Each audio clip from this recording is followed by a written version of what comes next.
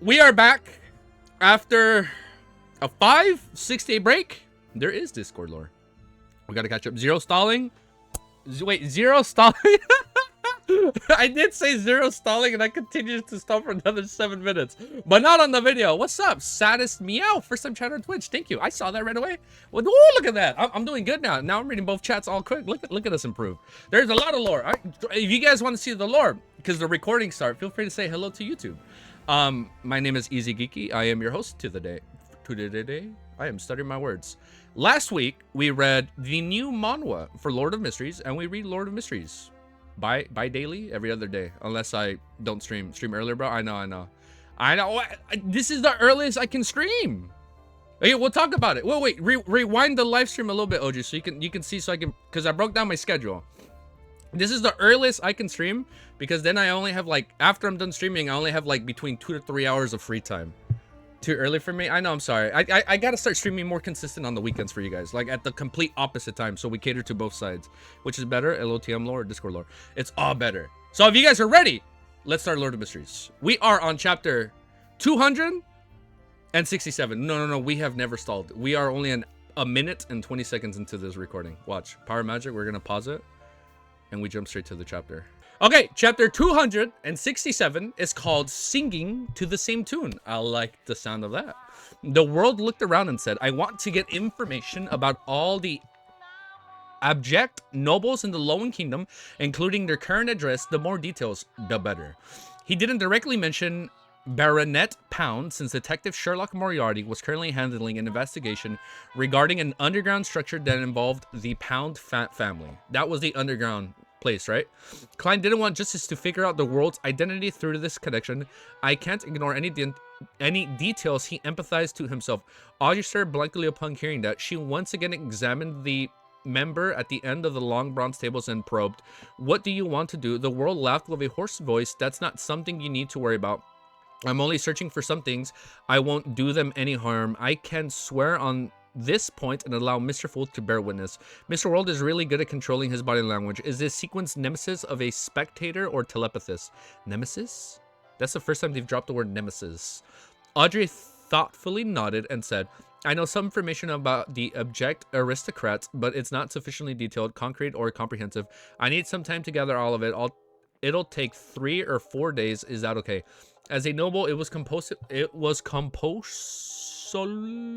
I cannot read that word, to have some knowledge about people in the same class. Audrey would always hear interesting stories when she attended various balls, banquets, and salons, but they would all be fragmented and could hardly be considered a comprehensive body of knowledge. After all, she wasn't an expert in this field, and she still needed to fill in the details by flipping through the books, asking around, and checking references to not miss any abject nobles. No problem, the world laughed deeply. Then what payment would you like in return? The things I can pay you with right now are some secret history from the 4th epoch, knowledge of some beyonder pathways, and a few formulas, but frankly, I don't think the information concerning abject nobles is worth sequence 7 or 8 potions. Heh, if you have any other requests, I can attempt to complete them.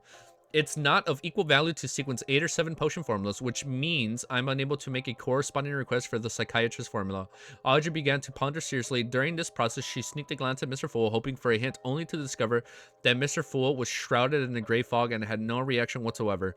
He was like a god staring at the land beneath him. All right, Audrey finally made a decision and smiled.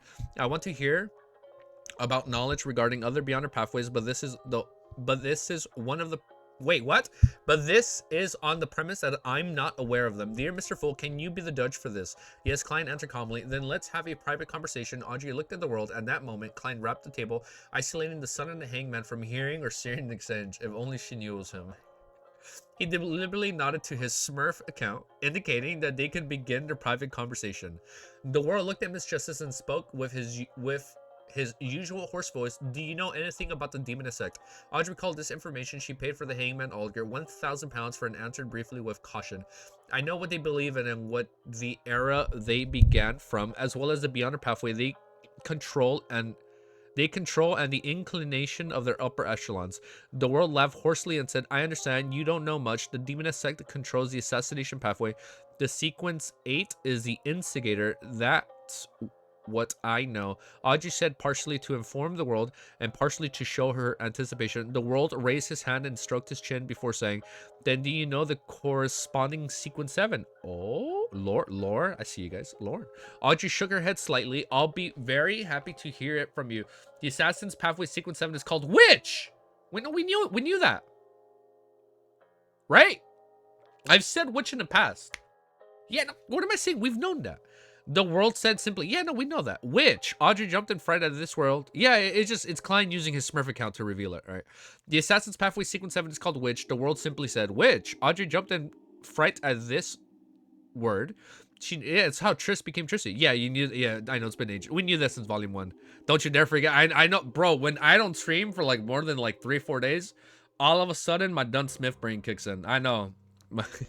My Dunn memory kicked in, dude. The Assassin Pathway Sequence 7 is called Witch. The world said simply, Witch. Audrey jumped in fright at this word. She naturally made the corresponding connection in her mind. Then, if a man consumes this potion, how is he supposed to act? Wearing beautiful dresses and putting on exquisite makeup, imitating a lady's every move. She was a little disgusted, yet strangely amused as the thought... She's amused. She was a little amused, yet strangely amused as a thought came to her. No, Miss Justice. When a man consumes this potion, he will no longer be considered a male. He will become a true lady. Klein resisted the urge to courtle as he controlled the world's response. Goddess, the witch potion can change a person's sex. Audrey blurted out, This is really unbelievable. Mr. Fool didn't deny it, which means it's true. This is simply a miracle. This is the mysterious beyond the world. This is a world filled with all sorts of inexplicable things. Dude, there has to be a pathway where it's the other way, where a woman becomes a man.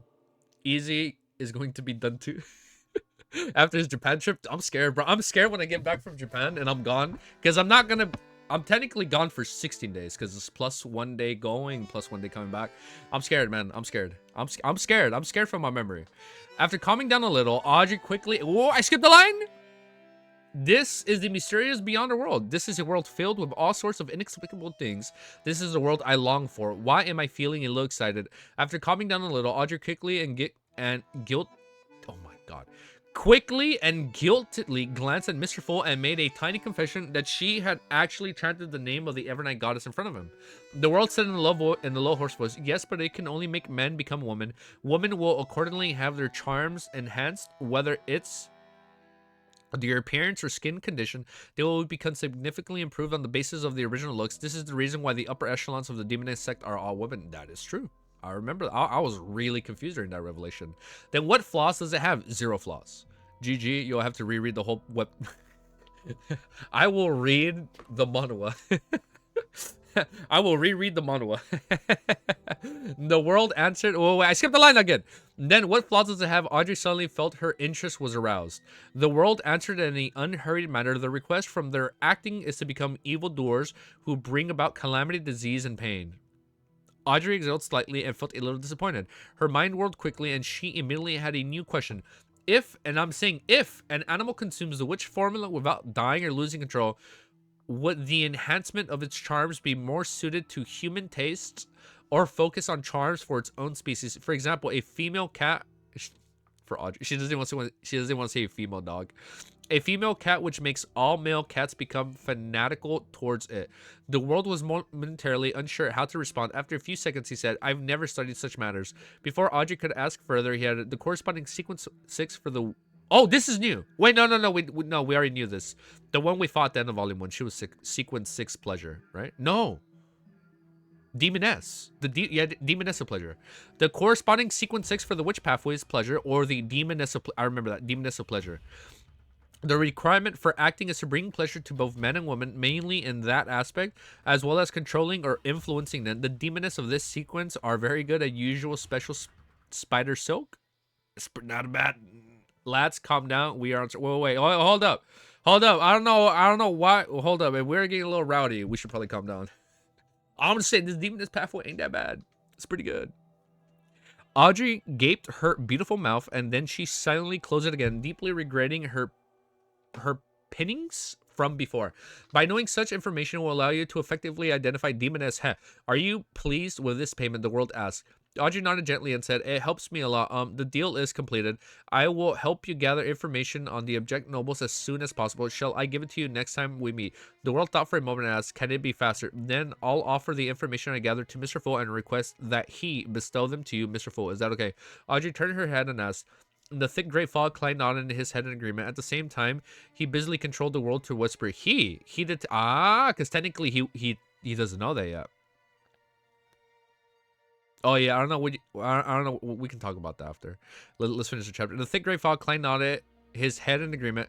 At the same time, he busily controlled the world to whisper. He detected different ways she said the word. Noticing that the world astonishment in the corners of Audrey's mouth curled up slightly, her eyes rolling upwards as she intentionally didn't make any explanation. Klein wrapped a long bronze table, indicating that the end of the private exchange. Then he once again manipulated the word to say, "I have one more problem. This newcomer has indeed accumulated a lot of requests." Audrey looked over unsurprised. Olga and Derek both indicated that they were listening through their body language. The world said hoarsely, "I want to know if there are any more high sequence beyonders in the Sauron family in Intis." While the world spoke, Klein looked at the sun through the corners of his eyes and saw that the youth didn't have any additional reactions. From the looks of it, the city of Silver doesn't have records of the Sauron family. The family most likely made an uprising after the cataclysm. Klein looked around thoughtfully and discovered Justice and the Hangman looking at each other. Obviously unaware of the answer, the sun was undoubtedly at a loss and silent.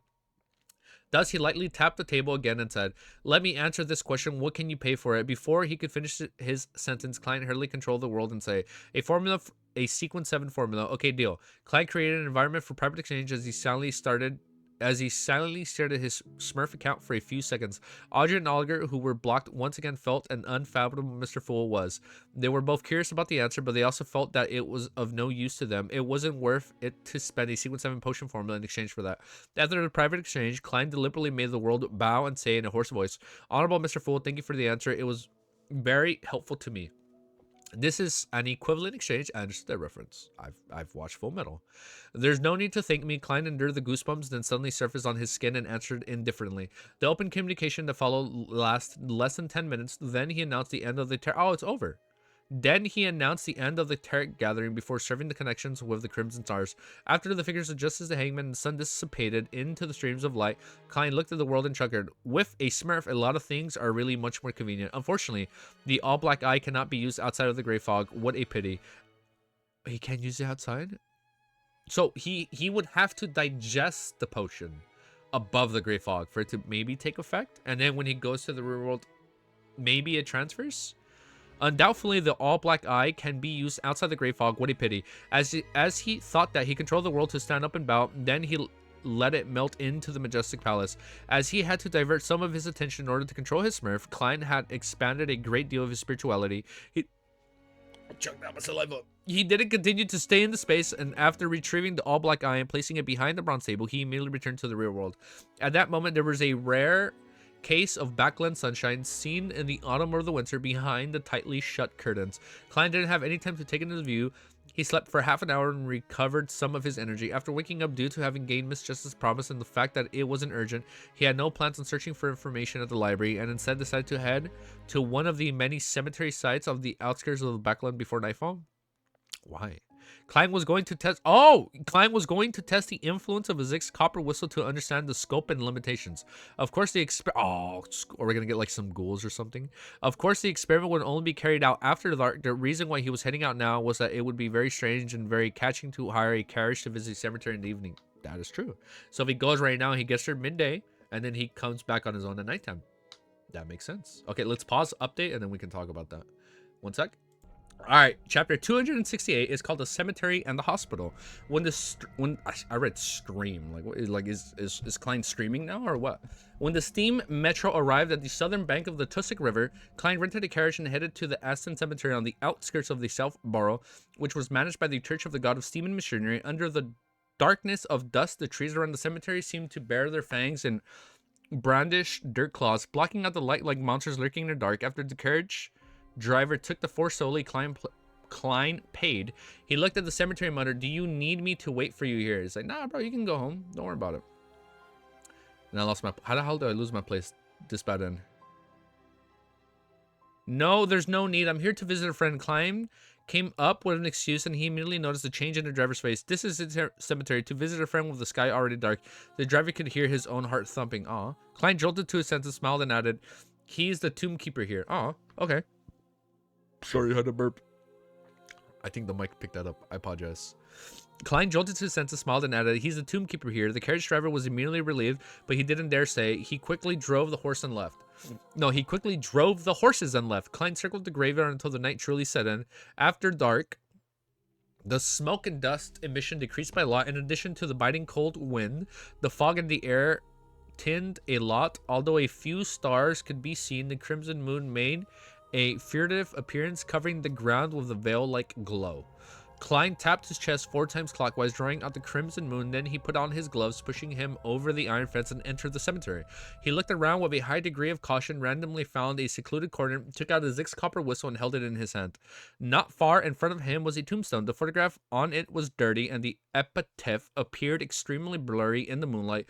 Klein carefully read it for a few seconds before figuring out what they were. Friend, if you are passing by, help me, thanks. A very humorous gentleman, I choose you. Klein stopped, leaned back against trees that sheltered the grave from the sun and rain, and waited patiently in the cold and chilly night.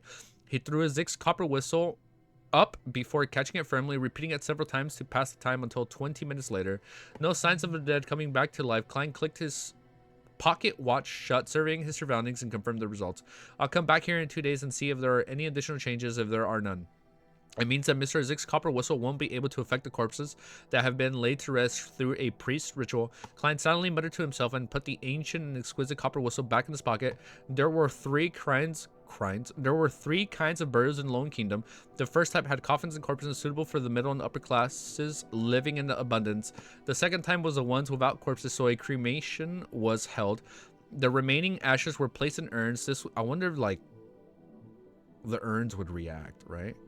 We'll see. This was the choice of the lower middle class and technical workers who could pay for the cremation, but found coffins to be too wasteful. But there were also times when religious and governmental factors had an impact, such as the believers of the eternal blazing sun. Oh, so depending on the church, they would choose one or the other. The majority of them underwent cremation, and the poor people only need to pay a small fee for the cremation due to the help they received from the government. The third only belonged to the poor. They couldn't afford coffins and they didn't wish for cremation, so they just wrapped up the corpses and buried them. Wow. But Klein had already determined for the tombstones and the tombs that the target of the experiment was the kind which involved a coffin and corpse. If a Zix copper whistle really can cause the dead to rise, even if the target had rotted into a pile of bones, there shouldn't be a complete lack of reaction. Even if the lid of the coffin cannot be opened, it should have at least created a dull thud. As he walked towards the fence, Klein suddenly thought of a non-rigorous part of the experiment. Yes, I need to categorize them. The corpse there have been buried for quite a while. I should find a target that was recently buried. Only by doing so will I be able to arrive at the most accurate conclusion. After that, Klein basically played a game of cat and mouse with the cemetery guardians before finding a grave that had completed a burial cemetery during the day. This time he waited for half an hour, but he still didn't find anything abnormal. I can basically determine that Mr. Zix's copper whistle can affect a corpse that has undergone a ritual that puts the soul to rest. That's quite weak. No, that's not right. This copper whistle isn't meant to cause the dead to come alive. It used to summon messengers, so affecting a corpse is a negative effect. Klein tightened his double-breasted coat and walked towards the iron fence. He planned on heading home to have a change of clothes before trying out his second experiment. The target of the second experiment group were the recently deceased corpses that haven't been laid to rest via the ritual. Such targets often existed in a hospital morgue. Climbed over the fence, Klein made his way back to the southern borough. On foot in the dreamy dark night, the surroundings were definitely still quiet. Only the evergreen, dust-covered trees lightly swayed. It reminded him of the night he had been resurrected from the dead. Back then, he too had to walk from the cemetery to the city. Sigh. Klein sighed, and that part was crazy, man. I still think about that moment, man. When he got out, that's crazy. I was going through so many emotions. Man, I thought Leonardo was gonna be the main character for Volume 2. I was like, hell no. I was like, thank God he got up from this. Thank God he woke up from his grave, dude. Nah, no diss to Leonardo, but I was like, I can't do this, man. I was so mad. Sigh, Klein sighed and suddenly began to run as if trying to get rid of the melancholy that filled him. More than half an hour later, he rented a carriage in South Borough and headed for the nearest stream metro station. There was still about an hour before the metro stopped running, and this could save him quite a bit of money. In the wee hours of the morning, Klein changed into a grayish-blue worker's uniform and wore a cap as he made his way to St. Estienne's Hospital in the Backland Bridge area. I remember you sharing so much. I was so tilted. I was like, I can't do this. It's like, nah. I'm not gonna do a new character every series and then like they die. It's like they baited me hard, man. Cuttlefish, he cooked in that finale. This was a charity hospital belonging to the Church of God of Seaman Missionary. Many of the poor died here due to illness, and since this was nowhere for them to place their bodies, they had to be kept in the hospital morgue. The corpses awaited this whole morgue area is playing as we're hearing Death Stranding music that plays when he goes to the morgue. This is really fitting. This was a charity hospital belonging to the Church of God of Seaman Missionary. Many of the poor died here due to illness, and since there was nowhere for them to place their bodies, they had to be kept in the hospital morgue. There, the corpses awaited cremation from the government or to be donated to medical schools. This phenomenon was very common in summer, but there weren't many in the autumn or winter after it coiled down. However, in an era without air conditioning or equipment to keep the temperature cool, the hospital's morgues couldn't keep the corpses for too long. Donated bodies would be quickly embalmed, and the bodies to be buried next day would be cleaned up. Of course, these were the rules enforced in the summer. In autumn and winter, the rules were relatively relaxed. Therefore, there were still many corpses left overnight in the morgue during this period. The morgue at St. Estienne was underground. It was relatively cool even during the summer and was biting cold during autumn and winter. Based on what he had learned as a Nighthawk, Klein relied on a clown's agility and balance to sneak into the basement while avoiding the doctors and nurses that were on duty. Before he even got close in the morgue, he felt a chill down his spine. After quickly moving past the janitor's room, Klein took out a piece of wire and lightly unlocked the door to the morgue. This was one of the methods of infiltration and tracking. He slowly and silently pushed open the door to the morgue with his black-gloved right hand. At the same time, he cloaked a Zig's copper whistle in his spirituality to determine if such a method could eliminate the negative effects. This temperature in the morgue seemed to be lower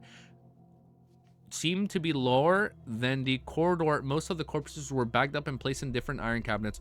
Only a few were placed on the long table in the central open space as if they were awaiting examination. At sequencing, Klein was no longer afraid of such scenes. He just instinctively felt uncomfortable. Carefully, he closed the door and walked around the long tables. After about 10 minutes, Klein allowed a breath of cold air and confirmed that none of the corpses had come to life. It's about time. He took out his gold pocket watch and opened it. When a Zik was ready, Klein withdrew his spirituality and stopped developing a Zik's copper whistle. He wasn't sure if it was a psychological effect, but he had a baffling feeling that the surroundings had become even more silent. As a seer, he fully believed in his instincts. He stopped pacing back and forth and retreated towards the door. Time ticked by, and Klein determined that it took about 2 minutes. At that moment, a corpse on a long table suddenly sat up. Bang, bang, bang. It sat up, just like in Volume 1, right? The surrounding iron cabinets emitted a series of... I feel like I'm gonna turn the music down just a little bit for you guys, just in case. Bang, bang, bang. Upon hearing such a commotion and seeing the corpses sit up, Klein suddenly said in a low voice, "Crimson." Immediately following that, he injected spirituality into a Requiem charm and threw it out. Icy blue flames burned quietly and the serene and gentle blackness spread out. The corpses lay down once again, and the banging sounds coming from the cabinets came to an abrupt halt. Klein, who had experienced a similar situation, didn't relax and used another Requiem charm. As there were more corpses around him, he used a third charm to be saved, using up everything he had. Not bad indeed. It only affects corpses that haven't been put rest via the ritual. This includes corpses that haven't been dead for too long and zombies. Using my spirituality to shield the whistle and prevent such effects, Klein thought with a smile. Seeing that none of the corpses were making any abnormal reactions, he prepared to open the door and leave. At that moment, he suddenly heard footsteps coming from outside and saw a faint light seeping in. The elderly janitor had been attracted by the banging in the morgue. He was approaching with a lantern in hand. Klein looked around, placed his hand on the door. He nimbly jumped up, stopped at the spot between the door and ceiling. His fingers dug into the bumps and cramps as he maintained perfect balance. Creak. The elderly janitor opened the door and with his keys and entered the morgue. He took a few steps forward, held up his lantern, examined the iron cabinet and long tables, as well as the corpses. Behind him, Klein nimbly jumped down and landed silently. Seizing the opportunity, Klein quickly escaped from the morgue. He used the janitor's room to hide for a few seconds before carefully returning to the upper floors. After the elderly janitor surveyed the surroundings and didn't find anything out of the ordinary, he mumbled a sentence in fear of the corpses and quickly left. He locked the door and didn't stay any longer. Returning to the guard's room, he wrapped a thin blanket around him and took several minutes to calm his racing heart before mumbling to himself in a low voice. Those old guys always told me about the weird things that happen in the morgue, hoping to scare me. Those weird sounds just now should count as well. It doesn't matter. The corpses didn't come back to life either. Pew, there are no such thing as zombies and wraiths. At the same time, Klein was walking comfortably along the quietly dark streets, happy to be free of a latent threat. He looked up at the elegant gas lamps that lined the sides of the street and looked forward to the future beyond their gatherings. As long as he obtained a weapon with a special effect, he would be able to obtain one of the main ingredients of a magician. Huh. Although I don't have much money right now, I still have a lot of assets that I can use to exchange. For example, the telepathist potion formula or the formulas for bard and light supplicant. Furthermore, my clown potion is digesting at a faster rate than I expected due to the series of events as my discovery of the essence needed for acting. It's close to being completely digested. What did I say that we were going to advance a lot quicker this volume? It's close to being completely digested. Along the streets of Backland at night, Klein left his mind. I told you, like, we're going to get more than one advancement in this chart. We're going to get more, like, we're going to pass Clown, and we're going to fully digest Sequence 6. I already know it. We're going to go up 2 sequences this volume. It's going to be hype. I'm ready. I'm excited. Okay, let's update our stuff. Thank you, as always, Mr. Useful. Okay, let's update and continue. Okay, chapter 269 is clues. Oh, I lied. I did an update. And I said I was going to update it as I pause the video. Chapter 269 is called Clues to the Psychology Alchemists. There you go. Take care of yourself. Thank you, Randy. On the outskirts of the Empress Borough, in a wide, empty horse track, Audrey Hall deliberately led to a chestnut mare to a corner and pretended to discuss something with Viscount Glint. She was wearing white pants and knee-high black boots, adorned with a simple blouse and a black jacket that reached her waist. In addition, she donned a helmet of the same color. She looked especially valiant and beautifully, and Susie, her golden retriever was... Oh, no, it's Susie. And Susie, her golden retriever, was obediently sitting by her feet. What seemed like a tiny leather satchel hung from her back. Disguised as Viscount Glint's servant, Sheol glanced enviously at Audrey's long, straight legs and unconsensuously tiptoed. Just horse riding is so blazy? I can't read these words. Only when it is combined with hunting does it become imbued with life. Of course, I mean that the equestrian skills for men, no matter what a beautiful lady does, it will still be a sight to behold. Glint sized up Audrey and said half-jokingly. Audrey replied with a slight smile, the next hunt is still months away. Every year from June to New Year, the aristocrats of the Lowen Kingdom would come to Backland to attend various banquets, dances, and salons. As per tradition, this was a very important event for them, as many things would be decided within a few seconds. After the New Year, the nobles would return to their fiefdom? Their castles, the country... I can't read that word. Their castles, country estates, and large plantations, and spend their leisure time there. In such times, the most popular sport was hunting. The nobles will invite guests of similar status to enjoy the pleasure of horse riding and chasing prey, as long as their financial situations allowed it. They weren't stingy with buying hounds. The most famous of the hounds was the foxhound. I already missed that life. Backland is a place where people live constrained, and its air is indescribably terrible. Of course, I still enjoy its extravagance. Viscount Glint wore his gloves and stepped back to make it easier for Audrey to talk to Sheol and Force. Honorable Miss Audrey, why have you called us here this time? Sheol initiated the question. As she retracted her gaze, Audrey took a large portion of most of her recent income. She was honest and generally a rarely encountered good employer. I seem to smell the ink. The ink of what? The ink of money again. Hopefully the mission wouldn't be too difficult. Miss Audrey is perfect in every way, except for one thing. Every mission is unexpected and very dangerous. Sheol thought, feeling both anticipation and apprehension. She couldn't help but glance sideways at Force. She noticed that her companion, disguised as a maid, was looking right at her. The expressions reflected in their eyes looked they both had the same reaction. Audrey held her gloves, smiled reservedly and elegantly before saying, "It's a simple request this time." As she spoke, she motioned with her eyes for Sheol and Force to open the leather satchel on Susie. Sheol, who had always been known for her proactiveness, immediately took 2 steps forward and bent down and reached out with her hand.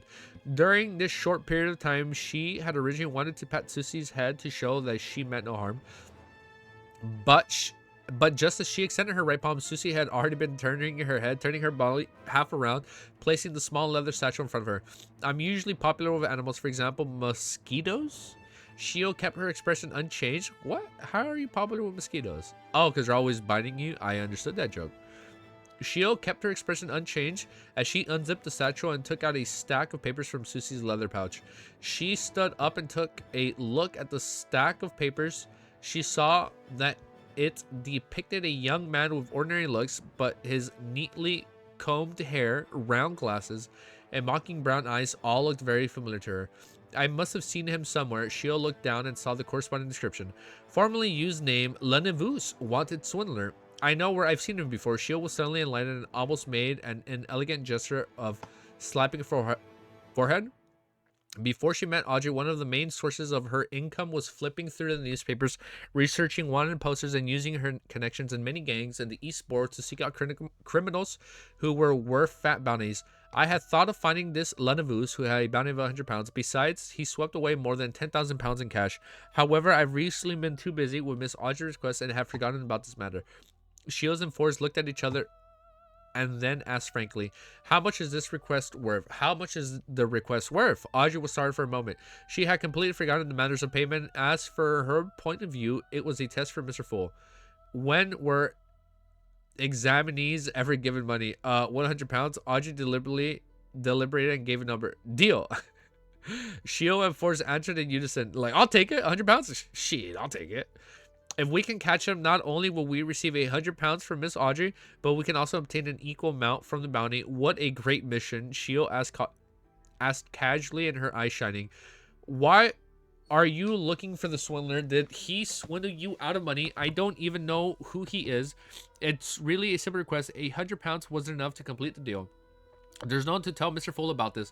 It's only 100 pounds. Audrey, with a polite smile, ignored Shio's questions and instead mentioned, I received word that he's in Backland. Yes, there are a dozen or so portraits here.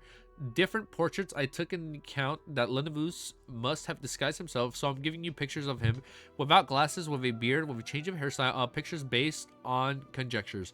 I'm also very good at drawing and painting. Audrey tilted her chin. Shio immediately forgot her previous question and said in a pleasant surprise, this is really good news. She felt as though she could already see the bounty of 200 pounds beckoning at her.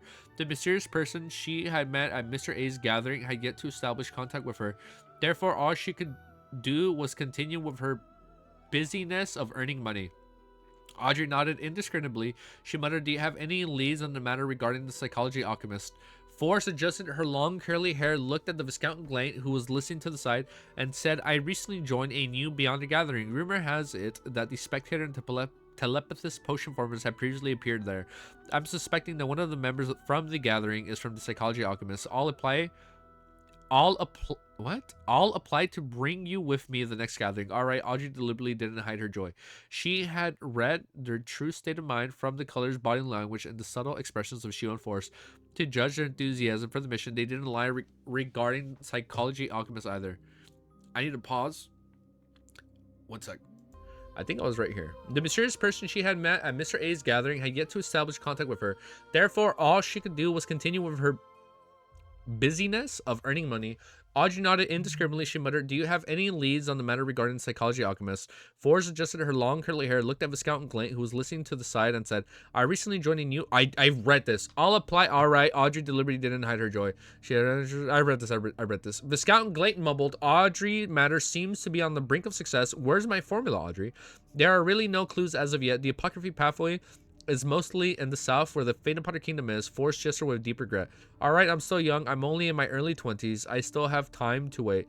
Glane replied in a humorous tone. Alright, thank you for your help. Seeing you again next time. Audrey bowed gracefully, wore her gloves, and mounted her horse as she rode down the track.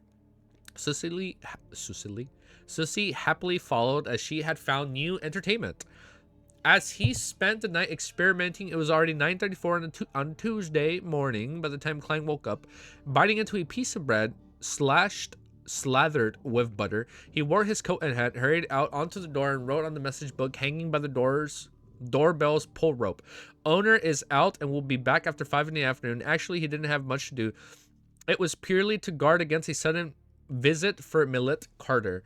If the other party found out the detective he hired for a full 50 pounds wasn't out and about searching for information and organizing people to confirm the layout of the structure and was instead at home. Oh my, I read this. I'm reading this sentence wrong.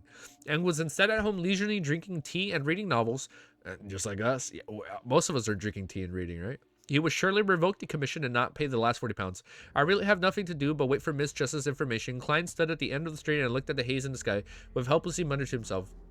He had already decided last night, where he would spend the day. In the morning, I'll practice shooting at the Quilling Club, read the newspapers, enjoy a free lunch, take a nap in the afternoon, exercise through playing sports like squash. I've never played that sport in my life. Once the Bravehearts bars open again, I'll take a carriage.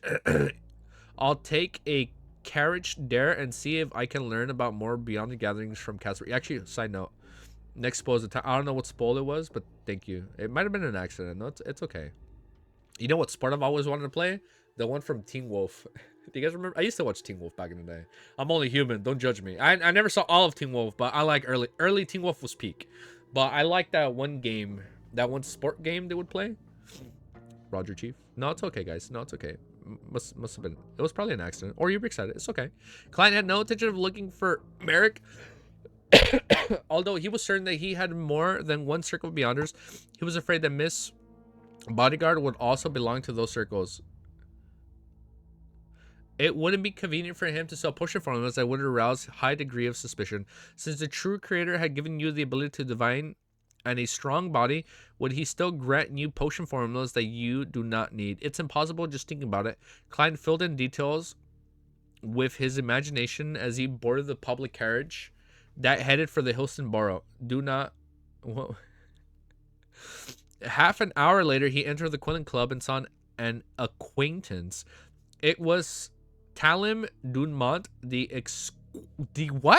equestrian teacher who had recommended him to the club. Oh, the one that recommended. He was Mary Gale's friend, dressed in a black tweed overcoat. The brown-haired Talim walked over. He sized up Klein and said with an odd smile, "Good morning. Mary and Dorg are getting a divorce." I wonder why. I wonder who took the picture. They are getting divorced? Like, nani? I didn't know. Are you suspecting the reason why I joined the club, relying on the clowns? Oh, are you suspecting the reason why? Are you suspecting the reason why I joined the club? Ah, good speculation. Relying on the clown's ability, Klein easily made a surprised expression. Really? This is really surprising. Who would have thunk? Talisman... Talis... Oh, I read a talis. I was reading like a talisman. Talim gave him a deeply suspicious look and suddenly left. I have a friend who's been troubled about something recently. I want to know how good your marksmanships and fighting skills are. Oh, they're setting him up. They're going to try and cap him. A commission. He only asked for my marksmanship and fighting skills, not reasoning. This is a request involving violence. Oh, they're going to take him out. Klein smiled and said, I was planning on heading to shooting range. You can take a look, but fighting requires an opponent to be able to see my standard. I've learned how to fight before. Talim eagerly. Oh, we're gonna get a sparse battle. Yeah, I know how to fight. I know how to fight too. Update. Oh my god, thank you. Okay, let's update. Pause and update. Okay, we'll do the last chapter. I go sit my. How do you do that? Chapter 207. 207. Chapter 200 and like we've regressed in time. We went back. Chapter 207 is called. I literally said it again unironically. Chapter 270 is called Reporter. I'm just good at multitasking. I say I'm good, but I'm good at multitasking when it comes to gaming. I'll use like 2 monitors. I got the iPad. I got my phone. I got the 3DS or the Switch. Oh my god, it's hard. Bang, bang, bang. Holding onto a revolver that he rented from the Quilling Club with one hand, Klein pulled the trigger repeatedly, hitting the bullseye accurately with the worst shot hitting. What? Hitting the bullseye accurately with the worst shot hitting the 8 rings. Bang! Oh, he's good. What is he, dude? What's this, Devil May Cry? Sheesh, bro. Start dual wielding. He's gonna be going like that. Oh, it's gonna be good. By feeding his practice with live bullets along with the superhuman control that he had after becoming a clown, his marksmanship was considered rather excellent. If I continued practicing for a few months, I could even be considered a sharpshooter. Klein unloaded the revolver in a satisfaction and cleared the empty shells. They fell to the ground noisily as he looked at the Talim Dunman with a smile. Are you satisfied? Very good. The equestrian teacher, Talim, had already taken off his black tweed overcoat and light gray sweater and adopted a... He's gonna box? And adopted a boxing stance. Like, okay, like what kind of fight? There's like two types of boxing. There's a good match and then there's like a rigged match. Come on, let me see the standards of your fighting skills. I can tell you frankly that I've received training as a trainee knight since I was young, and I've never let it go to waste. As a beyonder, if I can even beat an ordinary man who hasn't overly received training, then I might as well die. Klein cursed silently. Without taking out his double-breasted coat, he set down his revolver. Klein took 2 steps. No, what? Klein took 2 side steps and gestured to tell him that he could begin. I'm over here thinking of Peaky Blinders, man. When they're in the fighting bar. Ooh! Hold the phone. How do you ghost yourself? That's what I'm saying, dude. No, we are at chapter... No, we're at chapter 6. Like, we have regressed really far back. I read pretty bad back then. I mean, I feel like I still read bad. But I feel like we've improved. As a beyonder... Oh, I read this! And I'm saying I've improved, and I keep losing my place. He originally wanted to wriggle his fingers to add to the atmosphere, but when he thought of the other party's strength, he couldn't be bothered to waste his time. Talim appeared to be a little excited as he began bounce stepping a little. He suddenly pressed forward and threw out a punch to the right. Klein blocked and grabbed with his left hand, bent low and twisted his waist before reaching out his right palm and did a smooth backflip. Thud. Talim flew out. He flew out? What? Let me lower the music a bit. Thud. Talim flew out, landing on his back. Klein didn't exert any strength towards the end, only throwing him off his feet. Here, it's over? Only throwing him off his feet through the use of inertia. Impressive. Talim quickly stood up and gave a thumbs up. Oh, you did pretty good. As expected by a famous detective, your marksmanship and fighting skills are excellent. I only beat a weak chicken like you, so how can you tell me that my fighting skills are very high? I feel like he held back. Right? It had to be a test. He was probably testing to see if he was like a beyonder or not. Klein secretly lampooned and asked with a smile, now that you have a better picture, can you tell me what kind of request your friend has? Heh, he will come to the club later. You can talk amongst yourself. Talim massaged his back as he said, as for what the request exactly entails, I'm not sure either. All right, he's a reporter at the Daily Observer, Mike Joseph. He's probably hoping for some short-term protection. All right, Klein didn't ask any more questions. He continued practicing his shooting, but he didn't limit himself to a revolver. He also practiced with a hunting rifle, a single-shot rifle, and a repeating rifle. He hoped that he had encountered any problems in future, he would be able to use any of the firearms around him. Shortly before 12 noon, he returned to the first door, went into the buffet cafeteria, and got a serving of roasted chicken and a piece of pan-fried steak, as well as the club's limited supply of cream cheese lobster. That sounds pretty good. Oh, this song goes hard. Hold up. Let me find the name of this song. I want to loop this one in the future, man. All that's left. This song is pretty good. And I lost my place. I'm gonna awkwardly pause the video and find my place. Okay, I found my place. Facing the sumptuous lunch, he couldn't help but swallow a mouthful of saliva as he praised the goddess in his heart. I skipped the sentence as I say that. After placing his meal down, Klein got some Fana Potter seafood rice, fruit salad, oyster broth, and Marquis black tea. Facing this sumptuous lunch, he couldn't help but swallow a mouthful of saliva as he praised the goddess in the heart. If this was eaten outside, it would probably cost 3 soldi. Klein switched between using silver knives, forks, and spoons as he ate and content. When he was almost done with the food on the table, Talim Dumont led a man in a heavy overcoat and a half-top hat over. Detective Moriarty, this is the friend I was talking about. Mike Joseph. Mike, this is the famous detective, Mr. Sherlock Moriarty. Talim smiled and introduced them. Nice to meet you. Mike took off his hat and bowed. He looked to be in his late 20s with rather sparse eyebrows and rough skin. His pores was unusually prominent. However, his facial features weren't bad. His blue eyes were especially charming. The 2 thin lines from the meager mustache gave him a somewhat mature charm.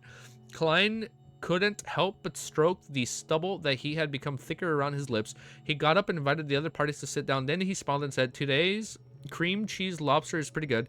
You can give it a try. All right, Mike Joseph didn't refuse. He took a plate, made a circle, and picked up a lot of food. He came in a hurry, so he Hasn't had lunch yet. Talon smiled as he explained for his friend and placed a stack of newspapers on the table. I can tell. Klein set down his knife and fork, wiped his mouth with a napkin, and sipped his black tea leisurely. He was very satisfied with the meal. At that moment, Mike Joseph came back with 2 plates of food. He took a few quick bites to fill his stomachs before looking up at Klein. Detective Moriarty, have you heard about the recent serial murder? Jack the Ripper. It has to be Jack the Ripper. Detective Moriarty, have you heard about the recent serial murder? Like, I need a Jack the Ripper Beyonder fight. Like, that is, like, I am frothing for a Jack the Ripper fight. Like, I need that. Like, Backland is such a perfect backdrop for, like, wait, don't say in chat if that happens or not. But, like, this city is such a perfect backdrop for, like, a Jack the Ripper fight. Right? And then, like, you want to say it's very rare when the sun kind of, like, seeps into it, right? Right? Maybe? Okay, well, I want to retry just in case. I see a face. Okay, I like that. Okay. Detective Moriarty, have you heard about the recent serial murders? The one which had organs...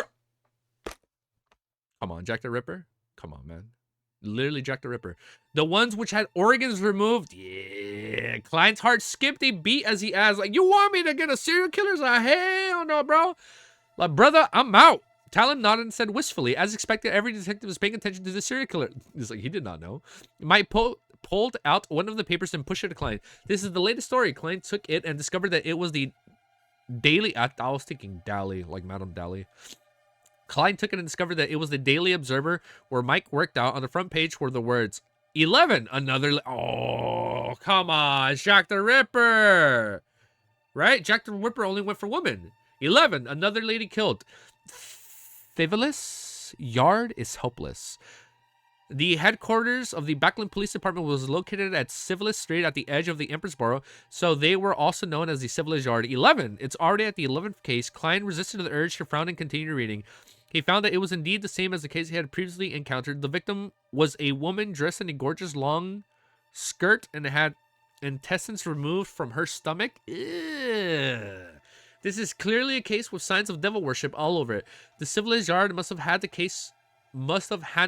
Oh, I can't work on that. But having the case of the Nighthawks mandated puncher of the machinery hive mind squads.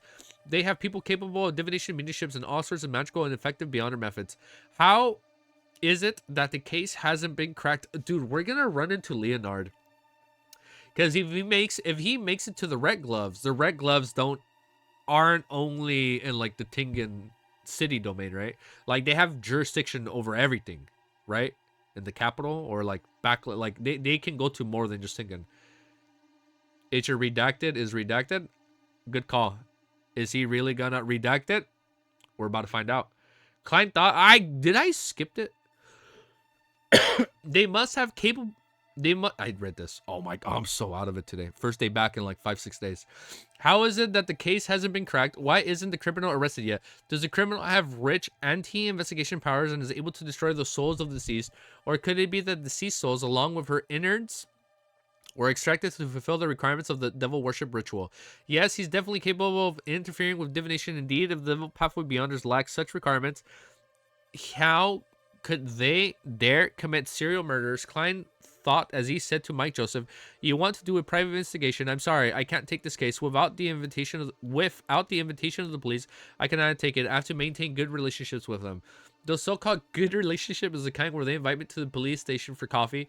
Klein did some self-critical lampooning. The real reason for his refusal that it was easy to run into official beyonders involving the investigation of serial killers, perhaps including the Backland Diocese Nighthawks. No, not an investigation. No, the precise, like you know what he needs?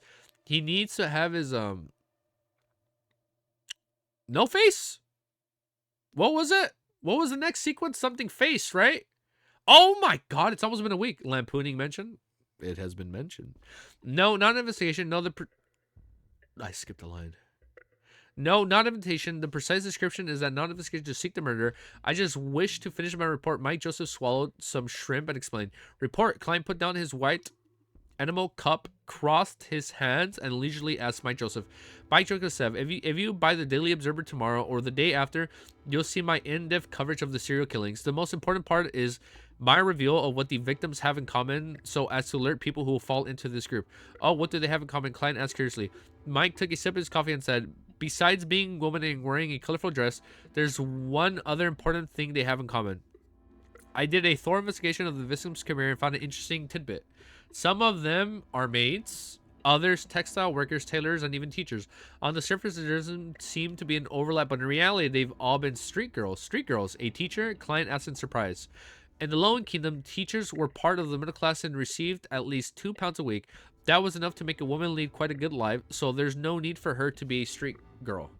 The corners of Mike's mouth twitched as he sighed and said, yes, in the past, they may have had very difficult times, but they found a job that could support them. I've done a survey before. In Backland, 1 in 6 women aged 15 and 55 or has been a street girl. This is our country. Foreigners who come here are surprised that a very conservative country, a bustling metropolis, would actually be filled with street girls. This number is a little exaggerated. If it were true, it can only be said that reality can be much more exaggerated than fiction. This damn world, Klein was speechless. After some thought, he said deliberately, one question: how does the murderer know that the victim has been a street girl? A divination, maybe? Skinless. Oh, when I guess in my translation it said something of a face. Like in my translation it said faceless. Oh, it's skinless. I like it. I kind of like faceless because it reminds me of like the faceless god from Game of Thrones, right? They don't have labels on them, and even you need a thorough investigation to discover this. As expected, a great... Oh, I skipped a line. One question: how does the murderer know that the victim has been a street girl? They don't have labels on them, and even you need a thorough investigation to discover this. As expected of a great detective, this might be the clue. Mike Joseph answered without feeling surprised. No, if it was a beyond from the devil path, then the standard he would choose from... Oh my god, I'm losing my place. No, if it was a beyond from the devil path, then the standard he would choose from would be someone who appears to have been sunken low, but didn't actually degenerate completely. Furthermore, they should have a keen intuition towards the degeneration, and they might be able to see the corresponding color that runs deep with the colorful dress as a trigger. The target will basically be locked onto. Klein answered himself and asked, so what else do you wish to investigate? Mike nodded and said, from these 11 cases, 10 of the ladies were one street girls, except one. She's still a prostitute. Oh, still, not once. She's still a prostitute as present. Yes, she's the youngest 16-year-old cyber. This makes it very, very odd. I wish to visit Golden Rose, which is her the place where she works for further investigation. I want to see if I can discover anything. I'm worried that my questions will anger the people there, so I plan to ask you to protect... he needs a bodyguard. That's funny. We just hired a bodyguard, so now we're being hired as a bodyguard. I'm worried that my questions will anger the people there, so I plan to ask you to protect me temporarily. You don't need to teach them a lesson, and you just need to protect me at the most critical juncture and allow my escape. If nothing happens, I'll pay you £1, and if there's a fight, I'll be raised to he's like, I hope there's a fight. I'll be raised to £5. What do you think? Is it £5 per fight? Klein laughed and replied, let me wash my hands before replying. He bowed politely and sauntered over the bathroom, where he tossed a coin and obtained a positive answer. We're definitely fighting Jack the Ripper. The next chapter for tomorrow is going to be called Golden Rose. Yeah, let's... Oh, it's okay. Well, I mean, we don't have to update it right now since... Well, let's up... All right. Oh, wait, timestamp? Look. Do I think Beast Tamer is still a sheer pathway? Of course, bro. There's no way that in both manhwa adaptations, they have drawn the most beautiful looking Beast Tamer. What sequence number? Sequence 1. Sequence 1. Lord of Bathroom, and we must go to the bathroom, yes. All our critical thinking happens when we go to the bathroom. This is where I get all my theories. This is where the brain gets jogging. We will have Sequence 1 Beast Tamer, right? I'm thinking. Because not only will Klein be a Beast Tamer, because he's a seer and he's a professional lampoon and he has access to the Great Fog, I think only true people in the seer pathway can be in the Great Fog, right? And once you're in the Great Fog and you reach Beast Tamer, because Beast Tamer is part of this carnival theme, you won't have access to beasts, right? You will be able to control other Beyonders at your level or under, right? And then maybe when you hit sequence 0, you hit like true creator level. Wait, no. Well, hold up, my theory fell. True creator is part of a different pathway. You hit the creator. Sequence 0. No. Ooh. Sequence 0 would be Beast Tamer. Because the creator, right? What was the thing from the creator? Everything came from him, right? But if you become a Beast Tamer, you have control over everything, right? So just how the creator's cultist people believe that everything comes back to them and they sleep and like return to him. That kind of fits with a Beast Tamer theme, right? You control and tame beasts, but you're controlling and taming other Beyonders and the world. Bro, what was that? I think we burned down the kitchen. I don't know. I'm spitballing here. No. I'll shut up. That was a good chapter. What the? He burned in the kitchen with gasoline? Bro, like, he's pouring gasoline all over the kitchen, dude. I don't. You know what?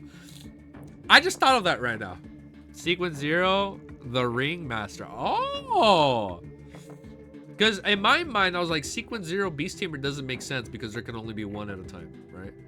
And technically, the lady right now would be a Beast Tamer, but she doesn't look like she's reached true god status because in the trailer, they literally look like god apparitions, right? In the trailer where you see their silhouette, right? So maybe Romero getting no attention. What'd I miss?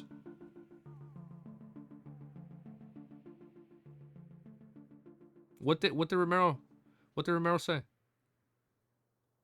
After Miracle Invoker is Beast Tamer, downgrade of the... How is that a downgrade? No, because the Beast Tamer has like full control over it. Was there a spoiler? Sequence 0 Stalling Master? If there's a spoiler, I won't read it. Mysterious Swell. What did I read? Okay, I won't think about it. Maybe he was agreeing with me something on Beast Tamer. Okay, we'll leave it there. No, it's okay. No, I won't even rewind the video. I won't even read the other chat up there. No, it's okay. That was a joke, okay? No, it's okay. No, we're good. We're good.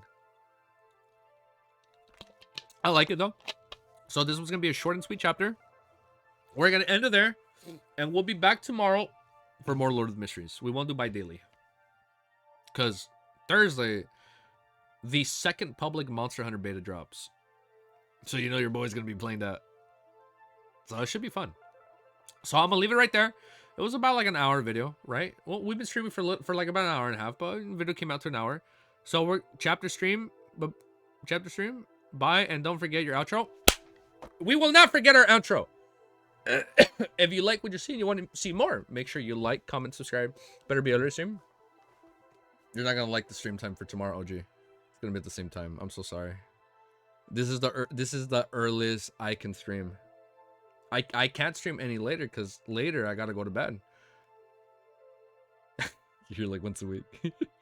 That was fun. Gotta go, guys. Yeah, no, man. Go get your daily exercise, man. You see, and if I miss my daily exercise, then I stream even later. But later, it's like I can't do later because later I gotta do IRL stuff, which is I'm trying to do it all together. We're sorting it out. We're still sorting out our schedule. But Monster Hunter Wild trailer now, yeah, let's do it. So if you're watching at the end of this video, make sure you watch that trailer because it should be up around the same time. Actually, no, it should be up earlier because it takes different time to render. By the way, I am stalling this outro. If you like what you're seeing, you want to see more, make sure you like, comment, subscribe. Thank you to our beautiful moderators, Romero, OG, and future moderators. Thank you to the people that have joined our membership for as little as $1. Thank you, Red Devil. Thank you. I think Vec was here earlier, right? I saw him. Thank you, guys. Thank you. And thank you to everybody that's been watching the streams. There's been like 20 of you guys like consistently, man. It means a lot to me, man. That's crazy. I remember when I was like at 20 subs, I was like, man, no one's watching my videos. No, I know. I'm sorry, man. But if you like what you see, you want to see more, I'll see you guys tomorrow. Peace. And have a beautiful day. All right. Bye, guys.